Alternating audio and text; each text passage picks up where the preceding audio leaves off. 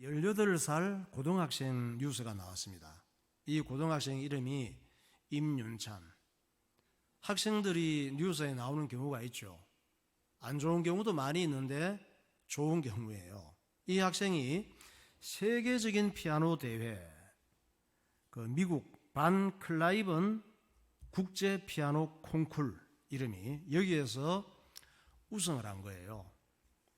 우승은 몇 등입니까? 1등을 한 거예요. 얘가 지금까지 이 콩쿨 대회에서 우승한 사람 중에 제일 어리대요. 최연소 우승자랍니다. 그러니까 최연소 우승자가 중국 애가 아니고 코리아, 대한민국 우리 청소년이니까 참 우리 한국인의 DNA가 뛰어난 것 같습니다. 그 다음날 제가 신문에 보니까 이 학생 기사가 나왔더라고. 공부도 열심히 했나 봐요. 우리 교회 학생들은 공부 그냥 하지 말라 그래도 열심히 하잖아. 얘도 열심히 했나 봐. 그래서 연기자, 연주자, 예술인들을 키우는 예원 학교를 수석으로 졸업을 했어. 예. 열심히 하면 그래 할 수 있습니다. 근데 수석은 누구냐? 내가 열심히 후회 없이 공부하면 다 수석이야. 예. 그런데 아무리 재능과 실력이 있어도 계속 발전할 수 있도록 부모가 뒷바라지를 잘해야 되잖아요. 애가 재능이 있고 뛰어난데 부모가 또 못 밀어주면은 이게 꿈이 좌절될 수밖에 없거든요. 그런데 현대자동차 정몽구 재단이 있습니다. 이 재단에서 이 학생을 후원하기로 작정한 거예요. 그래서 이 학생이 한국예술종합학교로 진학을 했는데 그 등록금이 비싸거든요. 등록금 전액을 정몽구 재단에서 장학금으로 주고 또 한 학기 생활비 180만 원을 지원해 주고 또 국제 콩쿠르에 출전하게 될 경우에 여행 경비를 또 250만 원 대주고 혹시 입상할 경우에는 포상금으로 300만 원을 지급하는 걸로 이렇게 후원을 한 거죠. 그래서 참 이걸 보면서 이렇게 쓰는 돈은 정말 가치 있다. 그래서 우리 그리스도인 경제인들이 그냥 쓰나미 같은 물질의 응답을 받아가지고 이렇게 쓸 수 있다면 얼마나 좋을까. 우리 교회도 이런 응답이 오고 있어 지금. 할렐루야. 예. 윤찬이는 대기업의 장학금 지원을 받고 얼마나 고맙습니까? 그리고 콩쿠르에 나오고 싶잖아요. 또 거기 나가면 뭐 항공료 주지, 또 입상하면 또 상금 주지, 그러니까 뭐 열심히 준비한 거예요. 그래서 9시 뉴스에 보니까 얘가 연주하던 모습을 이렇게 잠깐 비춰주는 거야. 아, 보니까 진짜 신들린 손이야.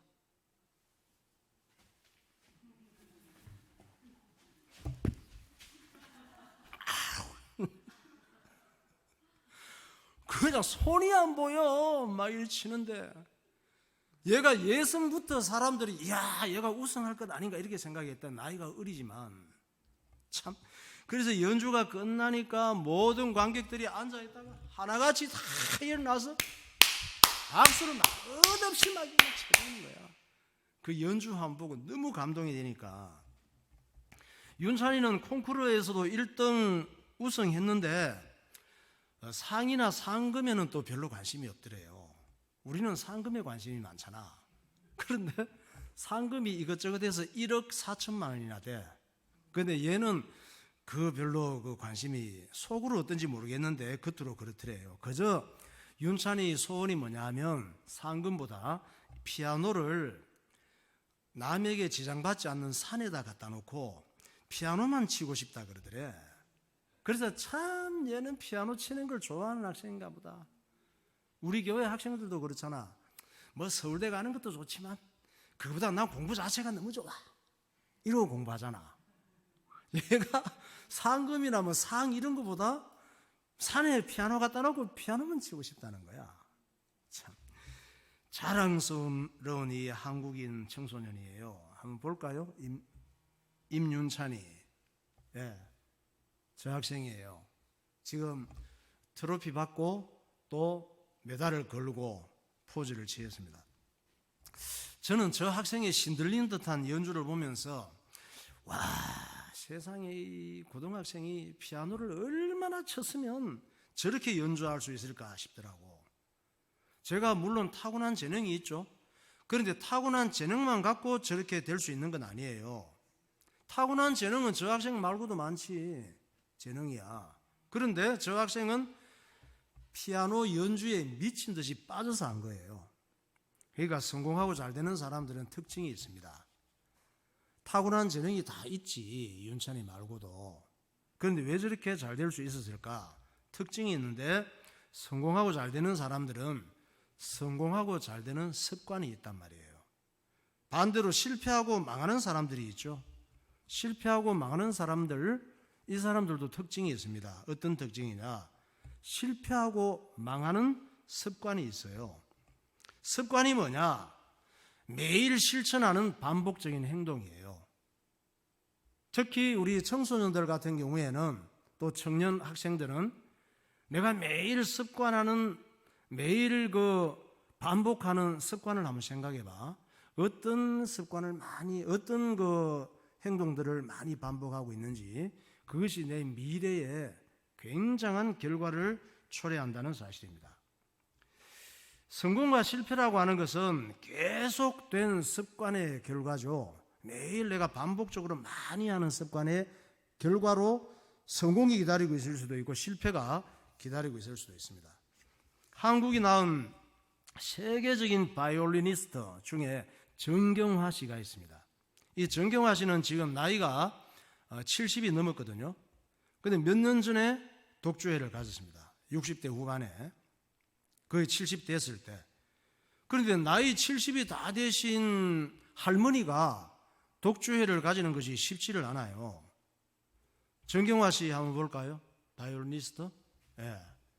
지금 저렇게 화장빨이지만 나이가 많단 말이에요. 연주가 끝난 다음에 기자들이 정경화 씨 찾아가서 인터뷰를 했습니다. 정경화 씨, 어떻게 지금 또 이렇게 연세가 적지 않으신데 연주를 변함없이 멋진 연주를 하실 수 있대요? 하고 물어봤어. 그랬더니 우리 정경화 씨가 목소리가 약간 허스키 하거든. 네, 특별한 건 없고요. 지금 또 시간이 허락되는 한 늘 연습실에 가 있죠. 하하하 이렇게 얘기를 했어. 그러니까 70이 넘은 할머니가 그냥 그렇게 할 수 있는 게 아니고 형편이 되면이 아니고 시간을 만드는 거죠. 딴 시간 줄이고. 그렇게 해서 하루 지금 또 끊임없이 연습실에 가 있는 거예요. 그러니까 특별하게 성공하는 사람들은 특별하게 성공할 수밖에 없는 이유가 있습니다. 어차피 한 번 사는 인생 성공하고 좋은 영향을 많이 끼치며 살면 좋잖아요. 하는 일마다 안 되고 늘 다른 사람 핑계대고 불평불만 끝이 없고 늘 실패를 반복하고 망하는 사람들은 그렇게 될 수밖에 없는 삶을 살기 때문에 그래. 딴 사람 핑계대지 마세요. 그래서 우리는 각자가 내 마음과 생각과 몸을 잘 관리할 줄 알아야 되는 거예요. 로마서 7장 16절. 만일 내가 원하지 아니하는 그것을 행하면 내가 이로써 율법이 선한 것을 시인하노니. 내가 우리가 원하지 않는 결과를 많이 얻잖아요. 그것은 율법이 선한 것을 시인하노니. 그러니까 내가 원하지 않는 것이, 사람이 죄 짓기를 원하지 않는데 원하지 않는 자꾸 죄에게 순종하는 습관이 들면은 죄의 종으로 살다가 실패와 저주를 반복하게 되는 거예요. 나도 모르게. 그래서 마침내 불행과 멸망에 이르게 되는 것입니다. 하나님 말씀을 듣고 예배드리고 하나님 말씀을 따라 순종하는 거룩한 습관이 들면은 실패와 저주와 불행과 멸망이 침투할 수가 없습니다. 실패, 저주, 불행, 멸망이 하나님 말씀 듣고 예배드리고 하나님 말씀 따라 순종하는 거룩한 습관이 있는 사람에게는 이런 것들이 들어왔다가도 그냥 없어져 버려. 나도 모르게. 그래서 하나님께서 말씀을 통해서 하나님께 복종하라 그러잖아요. 하나님을 가까이 하며 살라 그러잖아. 딴 거 가까이 하지 말고. 너의 마음을 더럽히지 말라 그러잖아요. 마음이 더럽혀진다고 하는 것은 은혜 받지 못하면 죄로 인해서 마음이 더럽혀지거든. 야고보서 4장 7, 8절. 그런즉 너희는 하나님께 복종할지어다. 마귀를 대적하라. 그리하면 너희를 피하리라. 하나님을 가까이 하라. 그리하면 너희를 가까이 하시리라. 죄인들아 손을 깨끗이 하라. 두 마음을 품은 자들아 마음을 성결하게 하라. 우리를 실패하게 하고 망하게 하는 마귀의 역사, 죄의 활동들을 대적하고 물리치는 것은 하나님 앞에 복종하는 것, 하나님 앞에 예배드리고 믿음으로 살려고 애쓰면은 내가 알지 못하지만 죄와 저주와 마귀와 실패와 불행, 저주가 물러가는 거예요. 그래서 하나님을 가까이 하라 말씀하고 있잖아요. 워렌 버핏이라는 92살 된 할아버지가 있습니다. 이 할아버지하고 점심을 먹으려고 하는 사람이 그렇게 많아요. 이 할아버지하고. 할아버지가 점심을 사느냐 아니야. 점심을 안 사. 점심 먹자고 한 사람이 사는 거예요. 워렌 버핏 어떤 할아버지인지 한번 볼까요? 저분이에요. 지금 92세 할아버지입니다. 왜 이 할아버지하고 점심을 그렇게 먹고 싶어 하느냐, 사람들이. 이 할아버지하고 점심 먹으면서 1시간 좋은 이야기 들으려고, 좋은 이야기 듣고, 그리고 궁금한 거 내가 있으면 뭐 좀 물어보고, 그리고 어떻게 하면 잘 살 수 있는지 삶의 지혜를 얻기 위해서 이분하고 점심을 먹고 싶어 하는 거예요. 금년에도 이분하고 점심 먹는 거 오다를 따낸 사람이 있어. 1시간 같이 점심 먹는 거. 1시간 같이 점심 먹으며 얘기하는 값이 얼마냐? 246억에 낙찰이 됐대요. 246억. 목사님도 저분과 점심을 한번 먹고 싶었는데 돈이 없어서 안 만나기로 했어요. 한 2만 원 정도 되면 한번 만나겠는데 원래는 246억 내겠다는 사람이 낙찰됐대. 저분하고 1시간 점심 먹는 걸로. 참 돈도 쓸 때 더럽게 없나 봐. 별소리도 없어 내가 보니까. 그렇다면 예수님하고 점심 먹으면서 1시간쯤 지혜를 얻는다면 얼마나 돈을 내야 될까? 생각해 보니까 최하 1,000억 이상은 내야 될 것 같아. 노인에 그냥 물론 세상적으로 투자하는데 조금 지혜를 가지고 있긴 하지만은 저분하고 246억 정도 들여서 점심 먹는다면 예수님하고 먹으려면 1,000억 정도 이상 내야지. 이네 그래 안 그래? 그냥 신경 쓰지 말고 1,000억은 내야 예수님하고 점심 먹을 수 있을 거 아니에요. 그래서 목사님이 예수님께 여쭤봤죠. 예수님 있잖아요. 우리가 너무 어리석고 바보 같아서 맨날 실수하고 깨지고 실패하고 넘어지고 망하는 짓만 하거든요. 그래서 예수님 지혜가 저에게 정말 필요한데 돈을 얼마나 내야 돼요? 내가 물어봤어. 그랬더니 예수님께서 나한테 또 묻더라고. 네가 낼 수 있는 돈이 얼만데? 그러더라고. 그래서 내가 대답을 했지. 낼 수 있는 돈은 없는데요? 그랬지. 그랬더니 예수님께서 그래 그러면 내가 공짜로 그냥 얘기해 줄 테니까 이번 주일날 니네 교회 성도들에게도 다 얘기해 주거라 그러더라고. 대박이죠. 그래서 내가 오늘 얘기해 주는 거야. 예수님께서 워런 버핏 할아버지보다 더 중요한 말씀을 저에게 해 주셨는데 어떤 말씀이냐? 내가 오늘 얘기해 주려고. 고린도전서 13장 1절이죠. 내가 사람의 방언과 천사의 말을 할지라도 사랑이 없으면 소리나는 구리와 울리는 꽹과리가 되고 내가 예언하는 능력이 있어 모든 비밀과 모든 지식을 알고 또 산을 옮길 만한 모든 믿음이 있을지라도 사랑이 없으면 내가 아무것도 아니요. 네. 네가 사람의 방언, 천사의 말 뭐 이런 거 다 할지라도 네가 예언하는 능력이 있고 모든 비밀과 모든 지식을 다 알고 막 산을 옮길 모든 걸 갖고 있을지라도 무슨 얘기냐면 네가 원하는 것 다 얻고 네가 좋아하는 것 다 갖고 있고 남이 안 가진 능력 다 가진다 할지라도 사랑이 없으면 아무것도 아니란다. 이렇게 말씀하시는 거예요, 예수님께서. 그러니까 사람은 뭐가 가장 중요하고 필요한 것입니까? 사랑하며 사는 것. 할렐루야. 워런 버핏은 그런 얘기는 안 하는데 그거 모르니까 안 하지. 예수님께서 저 말씀을 우리에게 주시는 거예요. 사람은 사랑하며 사는 것이 가장 필요한 거란다 말씀하시는 거예요. 그래서 내가 또 물었지. 예수님, 사랑하며 사는 것이 어떻게 사는 건데요? 물었지. 나 사랑하며 안 살아봤거든. 그래서 사랑하며 사는 것이 어떻게 사는 건데요? 제일 중요한 게 사랑하며 사는 것인데 우리 사랑하며 안 살아봤잖아. 맨날 시기질투하고 미움하고 욕하고 뭐 뒷담화하고 막 이러고 많이 살거든 대부분. 어떻게 하는 게 사랑하며 사는 건데요? 또 사랑하는 것도 내 마음에 안 들게 사랑하면 그냥 원수가 돼 갑자기.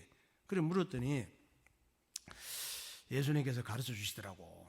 유목사 잘 듣고 이번 주일날 잘 얘기해 줘라 그러시더라고. 사랑하며 사는 것은 오래 참을 줄 아는 거야 이러시더라고.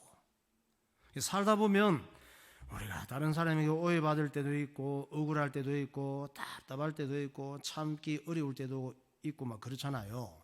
사랑은 뭐냐면 참아주는 게 사랑이래. 우리는 안 참잖아. 근데 참아주는 게 사랑이래요. 안 참고 내 성질대로 살면 좋지 않아 서로에게. 그 다음에 또 사랑하며 산다는 건 온유한 거란다 이렇게 말씀하시는 거예요. 나를 화나게 하고 한 대 때려주고 싶은 사람이 있잖아요. 살다가 보면 이런 사람에게 친절하게 대하는 게 사랑하는 거래. 집에서 남편이 막 한 대 때려주고 싶을 때 있잖아. 마누라가 한 대 때려주고 싶을 때 있잖아. 자식을 그냥 치유받고 싶을 때 있잖아. 그냥 어휴 저걸 그냥 내 속으로 다시 집어넣어서 없애버릴까 그냥. 저걸 그냥 집을 나갔으면 좋겠다 막 이럴 때가 있잖아. 그럴 때도 친절하게 해주는 거 이게 사랑이래요. 그 다음에 사랑하며 산다는 것은 시기하거나 질투하지 않는 거란다 말씀하시더라고. 남이 잘 되는 거 싫어하고 남이 가진 거 욕심내고 남이 가진 거 없어지기를 바라면 안 되는 거예요. 그게 시기질투하는 거니까. 사랑하며 산다는 건 뭐냐? 자랑하지 않는 거란다 말씀하시는 거예요. 나보다 못한 사람 앞에서 우리가 의시되잖아. 뭐 벤츠, BMW 좋은 거 타면은 문 탁 열어놓고 내가 차주라는 걸 보여주면서 담배를 피우면서 후 하거든. 내가 이 차주야 그러면서. 특히 이제 티코 타는 사람 앞에서 그 의시되는 거, 우쭐하는 거, 자랑하는 거, 상대방 기분 나쁘게 하는 거, 그거 하나님 싫어하시는 거란다. 그거 자랑하지 마 말씀하는 거예요. 또 사랑하며 산다는 것은 무례하게 행동하지 않는 거야 말씀하는 거예요. 내가 더 높은 위치에 있다고 가정에서나 직장에서나 사업장에서나 공무원 세계에서나 어떤 조직에서나 내가 높은 위치에 있다고 갑질하는 거, 특별히 대접받고 싶어 하는 거, 남의 입장, 남의 기분을 생각하지 않고 말하고 행동하는 거 잘못된 거야. 사랑은 무례히 행치 않는 거야 말씀합니다. 또 사랑하며 산다는 것은 자기 유익을 구하지 않는 거야 말씀하십니다. 사람들은 자기에게 이익이 되면 못하는 일이 없잖아요. 내게 조금 손해가 되면 못 견딥니다. 자기에게 이익이 되면 돈 받고 사람까지 청구살인해. 조금만 이익이 되면은. 자기에게 조금 손해되면 뭐 거품을 물고 싸웁니다. 사랑은 자기 유익을 구하지 않는 거란다. 또 사랑은 뭐냐? 썩내지 않는 거란다 말씀해요. 화낼 수 있는 상황일 때 좀 참고 기다려주는 게 사랑이래. 우리가 이게 참 안 되잖아요. 또 사랑은 뭐냐? 악한 것을 생각하지 않는 거래요. 우리는 상대방 장점보다 단점이 잘 보이잖아. 그리고 상대방의 실수, 잘못, 막 눈이 열렸어 그런 것은. 그래서 그걸 지적하는 것이 지적질이라 그래요. 그거 참 잘합니다. 그렇게 하지 말고 좀 이해해주고 감싸주고 도와주는 것이 사랑이란다 말씀하는 거예요. 또 예수님께서 사랑은 무엇을 의미하느냐? 불의를 기뻐하지 않는 거래. 사랑은 진리 안에 사는 걸 기뻐하는 거래요. 우리가 예수 믿고 예배드리고 사는 거, 기뻐하는 거, 이게 나를 사랑하는 것이고, 다른 사람이 예배드리고 예수 믿고 하나님 말씀 쫓아 살려고 하는 것을 귀하게 생각하고 칭찬해주고 보기 좋게 생각하는 게 사랑이래요. 할렐루야. 그래서 예수님께서는 우리가 사랑하며 사는 습관이 가장 필요한 거라고 말씀하시는 거예요. 사랑하며 사는 습관. 고린도전서 13장 4절. 사랑은 오래 참고 사랑은 온유하며 시기하지 아니하며 사랑은 자랑하지 아니하며 교만하지 아니하며 무례히 행하지 아니하며 자기의 유익을 구하지 아니하며 성내지 아니하며 악한 것을 생각하지 아니하며 불의를 기뻐하지 아니하며 진리와 함께 기뻐하고 모든 것을 참으며 모든 것을 믿으며 모든 것을 바라며 모든 것을 견디느니라. 하나님의 은혜를 받고 하나님의 사랑을 깨달으면 저렇게 될 수 있는 줄 믿으시기 바랍니다. 찬양하겠습니다. 하나님의 사랑을 사모하는 자.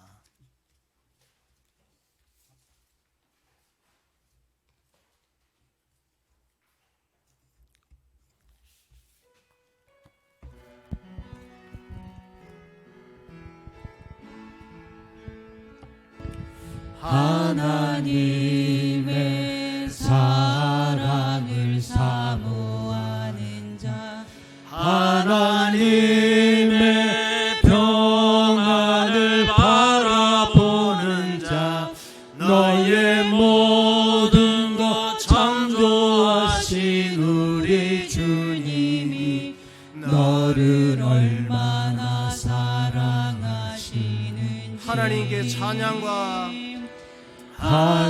하나님께 찬양과 경배하는 자, 하나님의 선하심을 닮아가는 자, 너의 모든 것 창조하신 우리 주님, 너를 자녀 삼으셔. 하나님 사랑의 눈으로, 하나님 사랑의 눈으로 너를 어느 때나 바라보시고,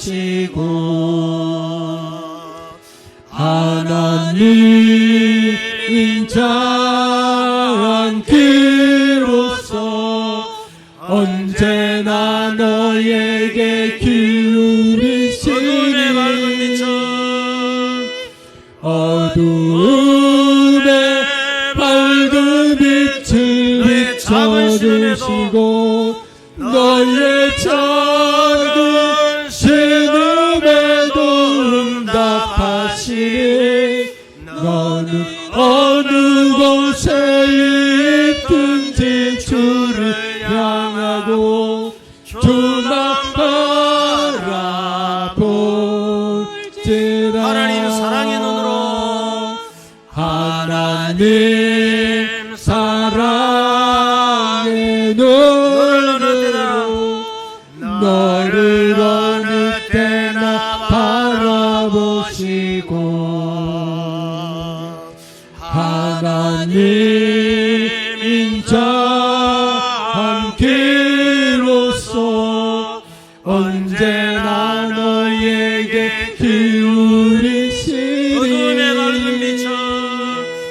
어두움에 밝은 빛을 비춰주시고 너의 작은 신음에도 응답하시니 너는 어느 곳에 있든지 주를 향하고 주만 바라볼지라.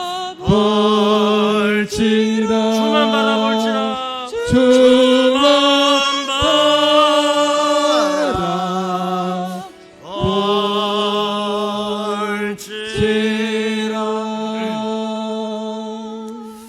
우리는 그 지난주 다윗이라고 하는 인물이 얼마나 중요한지 봤습니다. 지금 역대하를 교회 단체 카톡을 통해서 읽어가고 있는데, 공동체 성경 읽기, 이 역대상하의 주제는 다윗 왕하고 성전 건축 이야기인데 이 핵심 인물이 다윗이라고 했습니다. 다윗은 어릴 때 직장이 어디였어요? 양치기 목동이었어. 또 청소년 때는 블레셋 나라의 침략으로부터 나라를 구했죠. 나라 구할 때 장군 하나 때려잡았죠. 개 잡듯이. 이름이 뭐죠? 골리앗. 그래서 나라를 구했거든요. 오늘 읽은 본문은 다윗의 아들이 누구죠? 솔로몬 왕. 그 유명한 지혜의 왕 솔로몬이 다윗의 아들이에요.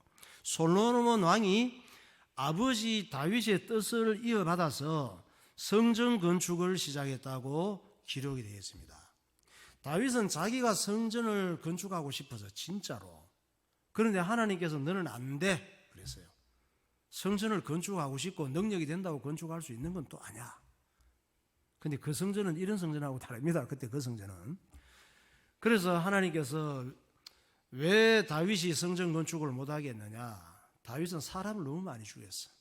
이 싸움꾼이에요. 장군이야. 아주 잘 싸워. 전쟁에 능한 사람이거든. 전쟁을 하면서 막 사람을 너무 많이 죽여가지고 넌 손에 피가 너무 많이 묻어. 그 손으로 성전 건축하면 되겠냐. 사람들이 뭐라고 하겠냐. 저렇게 사람 많이 죽이고 전쟁을 해서 많은 걸 탈취해서 건축했다고 하지 않겠느냐. 너는 안 돼. 그래서 아들 솔로몬이 성전 건축할 수 있도록 재료만 다 준비해 놓고 그 아들 솔로몬이 성전을 건축한 거예요. 솔로몬이 왕위에 오른 지 왕이 되고 나서 4년째 되던 해 성전 건축을 시작한 거예요. 성전 건축의 설계도가 오늘 읽은 그 역대하 3장과 4장에 기록이 되어 있습니다. 역대하 3장부터 읽어보세요. 솔로몬이 왕위에 오른 지 넷째 해 둘째 날 건축을 시작하였더라. 솔로몬이 하나님의 전을 위하여 놓은 지대는 이러하니 옛날에 쓰던 자로 길이가 60규빗이요 너비가 20규빗이며 또 보석으로 성전을 꾸며 화려하게 하였으니 그 금은 바로아임 금이며 또 지성소를 지었으니 성전 넓이대로 길이가 20규빗이요 너비도 20규빗이라 순금 600달란트로 입혔으니 못 무게가 금 50세겔이요 다락들도 금으로 입혔더라. 예, 규빗이라고 하는 것은 자를 의미합니다. 자, 몇 미터, 몇 미터, 몇 자 이런 걸 얘기하고 있는데 이 성전의 설계도는 하나님께서 다윗에게 알려준 거예요. 다윗이 자기가 설계해서 그려서 한 것이 아니고 하나님께서 어떻게 지어라 아주 디테일하게 알려준 거예요. 그래서 그러면 우리가 저 성전하고 무슨 관계가 있느냐? 뭐 성전적 우리 알아야 돼. 관계가 있어. 그러니까 설교하는 거죠. 지금 교회 같은 이런 그 건물이나 이 건축물이 아니에요. 저 성전은 하나님께 제사 드리는 시스템으로 되어 있어. 하나님께 제사하는 구조로 저 성전이 바로 예수님을 설명하고 있기 때문에 우리하고 깊은 상관이 있는 거예요. 저 성전 구조 하나하나가 예수님이 하신 일과 예수님이 누구신지를 잘 설명하고 있어. 저 성전이. 저 성전에서 하나님 앞에 죄인이 양을 끌고 와서 양을 잡고 번제를 드리면서 죄사함을 받거든요. 그리고 제사를 통해서 하나님께 나아갈 수가 있었습니다. 그러니까 저 성전은 하나님께서 지상에 임하시는 공식적인 처소예요. 상징적인 장소이고. 그러면 저 솔로몬 성전이 성경에 나와 있는 이 자와 속에 있는 모양대로 어떻게 만들어졌는지를 우리가 그 내부 단면도를 통해서 좀 볼 수가 있습니다. 솔로몬 성전 한번 볼까요? 솔로몬이 지은 성전이에요. 예. 이게 좀 소개가 거의 황금이에요. 황금으로 다 지금 입혀놨습니다. 저 크기는 그렇게 많이 크진 않아요. 우리 교회 한 2배 정도 될까? 하여튼 그 정도로 규모가 되는데 이 금으로 도배한 이런 시설이라고 볼 수가 있습니다. 이 솔로몬 성전이 지금 어떻게 되었느냐? 지금은 없어요. 바벨론의 침공을 받고 완전히 파괴됐습니다. 그때가 BC 586년. BC는 뭡니까? 기원전. 예수님이 역사의 중심인데 예수님 오신 이후를 AD라 그러고 예수님 오시기 전을 비포 크라이스트, 예수님이 오시기 전이라고 하는데, 예수님이 오시기 전 586년에 저 성전이 완전히 바빌론의 침공을 받고 박살이 난 거예요. 왜? 전부 금붙이니까 금을 다 끌어가고 금붙이면 다 빼갖고 바빌론으로 다 갖고 가는 거지. 뭐 금덩어리니까 저 안에 하나님께서 변하지 않는 금으로 다 만들게 한 거예요. 이 바빌론의 침공을 받고 완전히 파괴되었다가 다시 또 바빌론에서 포로에서 돌아올 때 스룹바벨이라고 하는 대제사장을 통해서 또 복구되었다가 또 AD 예수님 오신 이후 로마 시대에 AD 70년 로마에 티투스라고 하는 장군이 있어. 디도 장군이라고도 합니다. 이 장군에 의해서 다시 또 파괴된 거예요. 그런데 예수님께서 오셔서 얘기를 했죠. 저 성전이 돌 위에 돌 하나도 포개지지 않고 다 그냥 무너질 것이라고 말씀하셨잖아요. 돌 위에 돌 하나도 안 포개지고 다 무너졌지. 왜? 금 찾느라고 그 안에 전부 다 로마 군인들이. 지금은 저 성전이 어떻게 됐느냐, 저 솔로몬 성전 자리에 이슬람 사원이 세워져 있는 거예요. 그걸 황금돔 사원이라 그래. 한번 볼까요? 황금돔 사원. 이 사진 여러분 보셨죠? 많이 보셨죠? 이스라엘 예루살렘 중간에 있는 황금돔 사원이에요. 저 자리가 솔로몬 성전 자리야. 나중에 다시 헤롯 성전, 그 앞에 스룹바벨 성전이 있던 그 자리, 저 장소는 지금 이슬람 사원으로 저렇게 만들어져 있습니다. 저 장소가 원래 어떤 곳이었느냐, 저 장소가 역대하 3장 1절에 말씀하고 있죠. 솔로몬이 예루살렘 모리아 산에 여호와의 전 건축하기를 시작하니 그곳은 전에 여호와께서 그의 아버지 다윗에게 나타나신 곳이요 여부수 사람 오르난의 타작마당에 다윗이 정한 곳이라. 저 예루살렘 성전이 있는 자리 어디? 모리아 산이란 말이에요. 하나님께서 아브라함에게 아들 이삭을 번제로 바치라고 했던 장소가 모리아 산이죠. 그 모리아 산이에요. 이 모리아 산에 솔로몬 성전이 세워졌고, 이 모리아 산에서 예수님이 십자가에 못 박혀 죽으신 거예요. 왜 하나님께서 그럼 아브라함에게 100살에 주신 아들 이삭을 저 모리아 산에서 번제물로 드리라고 하시느냐?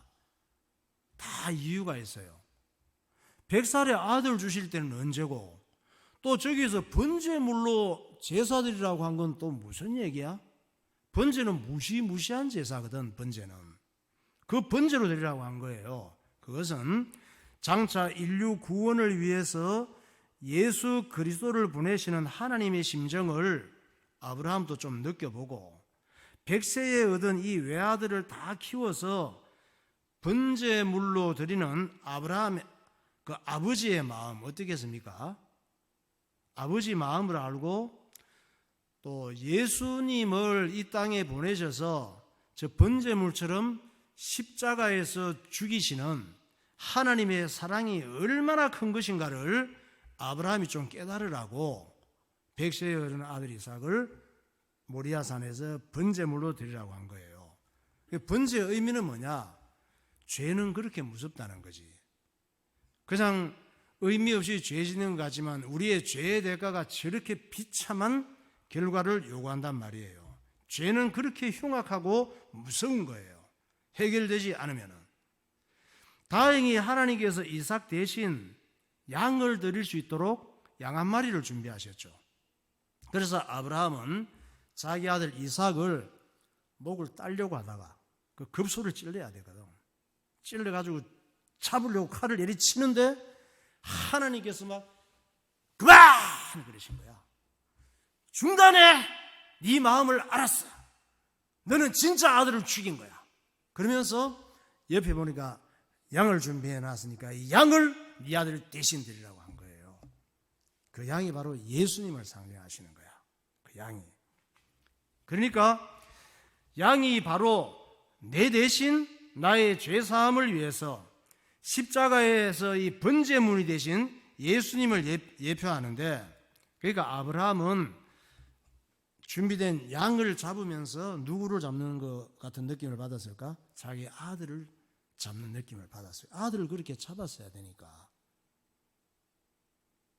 그런 느낌으로 양을 잡았는데 그것이 하나님의 마음을 조금은 알 수 있었겠죠. 예수님을 십자가에서 잡으시는 하나님의 마음을. 번제의 절차가 어떻게 되느냐, 번제할 때 동물이 이렇게 있잖아요. 동물이 이렇게 있으면 내가 안수를 해, 내 죄를. 죄의 기준이 뭐냐? 레위기 성경이에요. 그 우리 성경 지난번에 통독할 때 레위기 읽었죠. 레위기는 이스라엘 민족에게 주신 국법이야. 그 레위기에서 하나님께서 하지 말라고 하는 걸 보면 번제, 제사를 드려야 되는 거예요. 그 죄사함을 받는 절차가 꼭 필요해. 왜? 그게 해결이 안 되면 안 되니까. 그래서 내 대신 다른, 내가 그렇게 죄의 결과를 흉악하게 죽어야 되는데 내 대신 하나님께서 흠 없는, 죄 없는 다른 양이나 동물을 잡아서 내 대신 희생시키는 이 방법으로 내 죄가 해결이 되는 시스템을 주셨단 말이에요. 그래서 양을 갖고 와서 양이한테 내 레위기 말씀에 범한 죄에 대해서 다 안수를 하면서 죄를 다 넘기는 거야. 인간 참 못됐죠. 양이 그 무슨 죄가 있다고. 죄 있으면 안 돼. 그러면 속죄 제물이 될 수가 없어. 그래 내 죄를 다 이렇게 안수해서 내 죄에 대한 책임을 넘기는 거예요. 그리고 이 동물은 사서 오면 안 돼. 자기 집에서 자식 키운 동물, 자식같이 키운 사랑하는 그런 그 동물이라 해야 돼. 양이든지 뭐든지. 그래서 그 다음에는 피 흘려 죽여야 돼요. 급소를 찔러서. 죽이는 게 쉽지를 않습니다. 그 다음에 세 번째는 또 껍질을 벗겨야 돼. 이걸 목을 싹 돌려가지고 밑으로 빼고 다리를 탁 돌려가지고 또 껍질을 전부 다 부분을 이제 벗겨내고 머리도 벗겨내고 이렇게 다 또 껍질을 벗겨야 돼. 그 다음에 각을 떠야 되는 거예요. 각 마디마디마다 전부 다 잘라. 손가락이고 발가락이고 뭐 발이고 마디마디 다 잘라가지고 포개놔. 그리고 장작이 있고 그 불타는 그 위에다가 이 재물을 전부 다 각을 뜬 것을 올려놓고 깨끗하게 태워서 연기로 하나님 앞에 드리는 제사가 번제예요. 머리카락 하나라도 전부 다 죄덩어리니까. 그러니까 이 죄 지은 사람의 죄를 전부 이 동물이 다 짊어지고 죄가 깨끗이 타버리는 거야. 없어져 버리는 거야. 그걸 통해서 이 흠 없는 어린 양의 흠 없는 것은 내게로 전가되고 내게 있는 죄에 더러운 것들은 그 동물이 다 지고 죽는 것이지. 그것이 번제를 통해서 우리를 깨끗하게 하시는 하나님의 방법이거든요. 그러니까 죄는 우리의 삶과 영혼을 이렇게 비참하게 만드는 거예요. 흠 없는 어린 양은 내 죄를 다 받아서 내 대신 비참하게 죄값을 치르고 나는 흠 없는 사람이 되어서 하나님 앞에 설 수 있고 하나님의 자녀로 받아들여지는 것입니다. 이것이 우리를 죄와 저주에서 살리기 위한 하나님의 방법이에요. 그러니까 따라합시다. 예수 믿는다. 예수 믿는다. 우리가 예수 믿는다 그러잖아요. 그럼 예수 믿는다고 하는 말은 무슨 말일까? 너 예수 믿냐? 그게 뭔데? 물으면 몰라. 이러면 안 되지. 예수 믿는다고 하는 말은 무슨 말이냐? 뭘 믿는단 말이냐? 뭘 믿어? 예수 믿는다. 예수 믿지. 예수 믿는다는 말이 무슨 말인데? 그럴 때 이것은 예수님께서 내 대신 십자가에서 번제물이 되셨음을 믿습니다 하는 말이에요. 할렐루야. 내 대신 양이 흠없는 어린 양이 내 죄를 다 지고 죽음으로 그 양이 죄덩어리가 돼서 내가 받을 처벌을 다 받고 흠없는 그 어린 양의 흠없는 의가 내게 온 거예요. 그걸 구약시대 번제를 통해서 우리에게 가르치는 것입니다. 그러니까 예수 믿는 믿음을 가지면 운명이 바뀌는 거예요. 그래서 다른 건 다 못해도 예수는 꼭 믿어놔야 돼. 팔자가 바뀌고 운명이 바뀌어. 예수 믿으면 하나님의 마귀의 자녀에서 하나님의 자녀로, 지옥 갈 신분에서 천국 갈 신분으로 바뀌어버리는 거예요.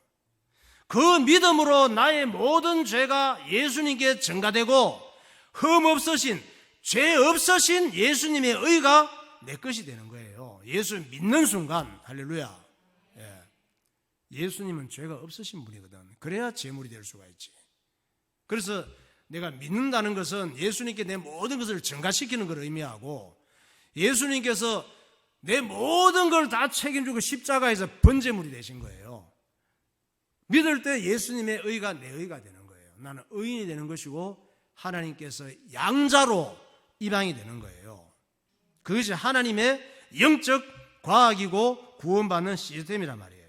그걸 보고 구원받았다고 그래. 그걸 보고 거듭났다, 하나님의 자녀가 됐다고 하는 거예요. 요한복음 3장 16절.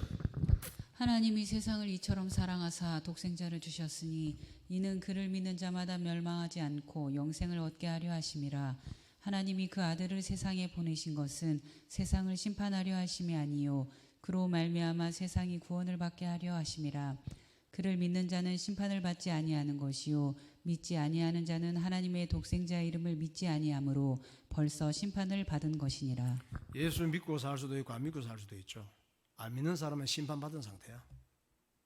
죽음을 피할 수 없고 영혼은 지옥을 피할 수가 없어. 믿지 않는 사람이 심판받은 상태. 예수님께서 오신 것은 그냥 안 믿으면 심판하려고 그런 것이야. 심판은 원래 받아서 있다니까 그냥. 그런데 심판하려고 오신 것이 아니고 우리를 구원시키기 위해서 오셨는데, 구원의 방법이 십자가의 죽으심이란 말이에요. 십자가의 죽으심으로 끝날 수가 없어. 예수님은 죄가 없기 때문에. 그래서 부활할 수밖에 없는 거예요. 그래서 부활의 첫 열매라 그래. 저와 여러분이 예수 믿고 구원받은 사람은 예수님처럼 의인이 될 뿐만 아니라 우리의 영원한 생명을 얻는 두 번째, 세 번째 부활의 주님처럼 부활하는 축복을 누리게 되는 것입니다. 하나님께서 이 놀라운 인류 구원의 계획을 세우시고 이 계획을 모리아산 예루살렘 성전산에서 이루신 줄 믿으시기 바랍니다. 아브라함에게 이삭을 드리라고 한 그 모리아산을 통해서 그 모리아산에 예수님께서 십자가에서 죽으셨단 말이에요. 그러니까 솔로몬 성전, 똑같은 장소의 스룹바벨 성전, 똑같은 장소의 헤롯 성전, 예루살렘 성전은 다 같은 성전을 의미해요. 중요한 것은 성전 건물이 아니란 말이에요. 중요한 것은 이 성전은 예수님을 설명하기 위해서 필요한 거예요. 그러니까 성전의 실체는 예수님이세요. 성전의 본질은 예수 믿는 믿음인 줄 믿으시기 바랍니다. 예수 믿는 믿음으로 날마다 승리하시기를 예수의 이름으로 축원합니다. 기도하겠습니다.